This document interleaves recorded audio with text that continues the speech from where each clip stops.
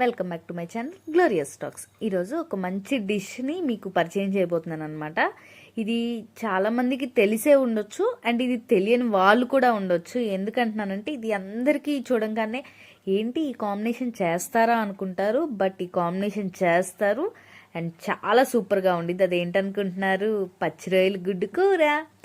Yes, ఈరోజు రెండు కలిపే చేస్తామన్నమాట. దానికోసం ముందుగా ఒక బాండీ పెట్టుకొని దాంట్లో 3 టేబుల్ స్పూన్స్ ఆఫ్ ఆయిల్, ఏదైనా ఆయిల్ వేసేసుకొని ఆయిల్ కొంచెం హీట్ అయిందాక వండివ్వాలి. ఏంటి ఈ కాంబినేషన్ అనుకుంటున్నారా? కానీ చాలా చోట్ల ఈ కాంబినేషన్ చేస్తారండి. గుంటూరు సైడ్ వీళ్ళకి ఈ కాంబినేషన్ పెద్దగా తెలిసి ఉండకపోవచ్చు. సో ప్రాసెస్ చూద్దామా. ఆయిల్ బాగా హీట్ అయిన తర్వాత దాంట్లో పచ్చిమిర్చి ప్లస్ మనం సన్నగా తరుక్కున్న ఉల్లిపాయలు వేసుకొని వాటిని కొంచెం బాగా వేగనివ్వాలి. కొంచెం సాల్ట్ వేస్తున్నాను నేను, ఇవి వేగడం వరకు, ఉల్లిపాయల వరకు ఆ సాల్ట్ పడుతుందని.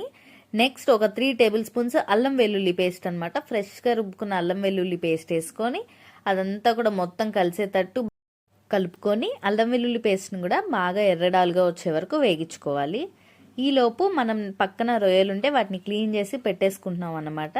సో నేను ఈ కర్రీకి ఒక 1/2 కిలో ఫ్రాన్స్ తీసుకున్నాను. వాటిని తీసుకొని నీట్గా శుభ్రంగా ఉప్పు పసుపేసి క్లీన్ చేసేసుకున్నాను. తర్వాత 1/2 కిలో ఫ్రాన్స్ కూడా వేసేసి మొత్తం కలిసేటట్టు తిప్పుకొని ఫ్రాన్స్లో ఉన్న వాటర్ మొత్తం ఎగిరిపోయేదాకా మనం ఒకసారి ఇచ్చేసుకోవాలి. అండ్ ఇప్పుడు నేను ఇంకొక 1/2 టేబుల్ స్పూన్ సాల్ట్ యాడ్ చేస్తున్నాను. ఇప్పుడు యాడ్ చేసేది ఫ్రాన్స్కి పట్టిద్ది అనమాట. నేను మొత్తం వేయకుండా ఇలా బ్యాచెస్గా ఎందుకు యాడ్ చేస్తున్నానంటే ఉల్లిపాయలకి వేస్తే ఆ ఉల్లిపాయలకి పట్టిద్ది, ఇప్పుడు వేసింది ఫ్రాన్స్కి పట్టిద్ది. సో అన్నిటికీ సాల్ట్ పడుతుంది అనమాట అండ్ తొందరగా మగ్గిపోతాయని. ఇదిగోండి చూసారా, కొంతసేపు ఫ్రాన్స్ని మనము వేయించిన తర్వాత వాటిలో వాటర్ అంతా సపరేట్ అయిపోతాయి.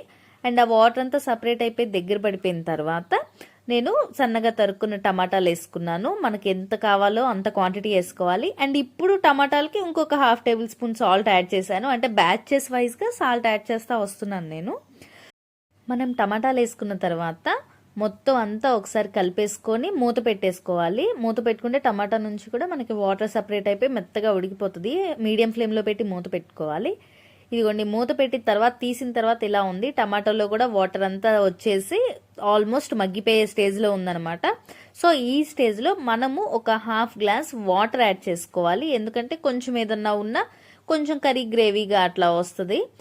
అలాగే 4 టేబుల్ స్పూన్ల కారం అనమాట. నాన్ వెజ్ కాబట్టి నేను కొంచెం కారం ఎక్కువ వేసాను. ఇంత అవసరం లేదు అనుకున్న వాళ్ళు, కొంచెం స్పైస్ తక్కువ తినేవాళ్ళు దాన్ని తగ్గించుకోవచ్చు. కారం అంతా కలిసేలాగా ఒకసారి మొత్తం మిక్స్ చేసుకున్న తర్వాత 1 స్పూన్ వేయించిన ధనియాల పొడి, అలాగే 1 స్పూన్ వేయించిన జీరా పౌడర్ వేసుకొని మొత్తం కలిసేటట్టు కర్రీ మొత్తాన్ని తిప్పుకోవాలి. అండ్ ఇదిగోండి చూసారు కదా, మంచి ఒక గ్రేవీ కన్సిస్టెన్సీలో అలా ఉంది. ఇలా కావాలంటే ఈ స్టేజ్లోనే మనం ఉండేటట్టు మేనేజ్ చేసుకోవచ్చు. లేదు కొంతమంది ఇంకా దగ్గరగా ఇష్టపడతారు కర్రీ ఇంత గ్రేవీగా లేకుండా, అలా కావాలన్నా కానీ మనం చేసుకోవచ్చు. ఈ స్టేజ్లో మనం ఉడికించిన కోడిగుడ్లు అనమాట, కోడిగుడ్లు ఉడికించి పక్కన పెట్టుకోవాలి. అప్పుడు ఈ కర్రీ ఈ స్టేజ్లో ఉన్నప్పుడు మనం ఆ గుడ్లు వేసుకొని కూర మొత్తం ఒకసారి కలిసేలాగా బాగా తిప్పుకోవాలి. అండ్ అలాగే ఫైనల్గా ఇదిగోండి కొత్తిమీర వేసుకొని మొత్తం అంతా కలిపేసుకున్న తర్వాత దాన్ని మనం స్టవ్ ఆఫ్ చేసేసుకోవచ్చు. ఇదిగోండి నేను ఈ కన్సిస్టెన్సీలో ఉన్నప్పుడు స్టవ్ ఆఫ్ చేస్తున్నాను, ఎందుకంటే అది అయిపోయేసరికి ఇంకొంచెం దగ్గర పడుతుంది. ఇదిగోండి చూసారా, నేను కొంచెం వాటరీగా ఉన్నప్పుడు ఆపేసాను. సో కర్రీ అంతా అయిపోయిన తర్వాత ఇదిగోండి ఇంకా కొంచెం దగ్గర పడిపోయింది, కానీ చాలా ఫ్లేవర్ఫుల్గా ఉండిద్ది కర్రీ.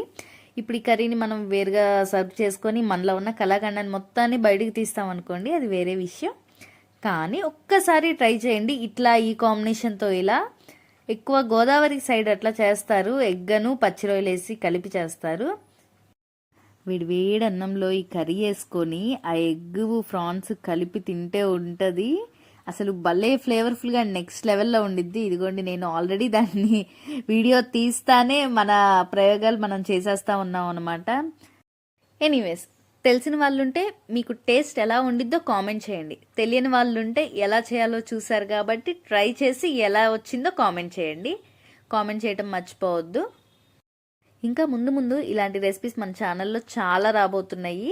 మన ఛానల్ మీద ఒక కన్నేసి ఉంచండి. అలాగే వీడియో నచ్చితే లైక్ చేసి సబ్స్క్రైబ్ చేసుకోండి. అంతే, ఇంకా వీడియో. Bye bye.